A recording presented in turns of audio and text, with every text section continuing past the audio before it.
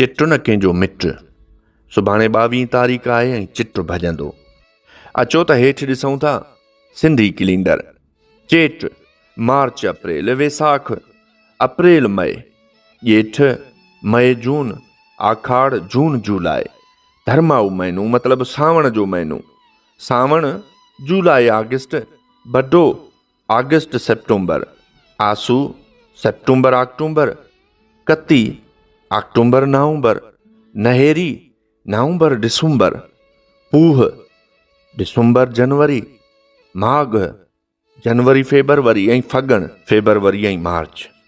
चेट, चेट बडे जे महीने में खीर पचण जा ॾींहं घणा गरम ऐं घुट वारा थींदा आहिनि। बडे जे चेट जो मुदो 40 ॾींहं थींदो आहे। बडे जो सॼो महीनो ऐं आसू जा पहिरियां 10 ॾींहं जुमिले 40 ॾींहं चेट जा लेखबा आहिनि। इन अरसे दौरान जोअर, बाजरी ऐं ॿियनि फसलनि जा अन्न पची रास थींदा आहिनि। हारी चवंदा आहिनि त जेकॾहिं कांह जे ॿूड़े ते कारी कण थी वेहे ऐं कांह जो ॿूटो उन जो बार झले वञे त उनखे चेट जे पूरे थियण जी निशानी सम्झो वेंदो आहे। सिंध में अॼु बि मशहूरु आहे त चिट न कंहिंजो मिट।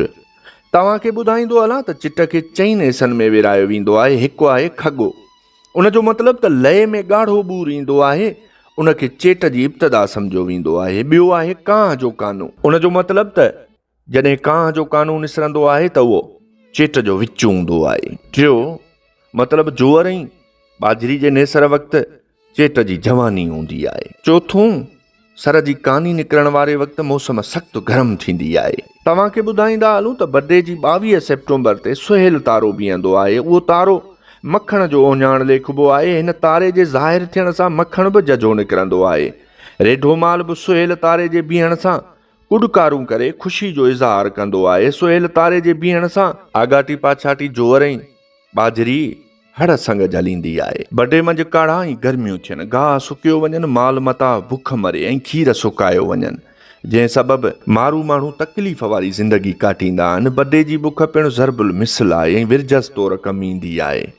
मतिलबु बडे जे महीने में अन्न जी अणाट सबबु खेसि 13हों महीनो बि चयो वेंदो आहे, छो त फसुलनि में अन्न अञा कचा हूंदा आहिनि। उन करे पखियुनि जूं गुजियूं बि अन्न बजाए पाणी सां भरियल हूंदियूं आहिनि। ऐं हिन ई महीने जी आख़िर में तलोर पखी बि साइबेरिया जा पट छॾे अची सिंध वसाईंदा आहिनि।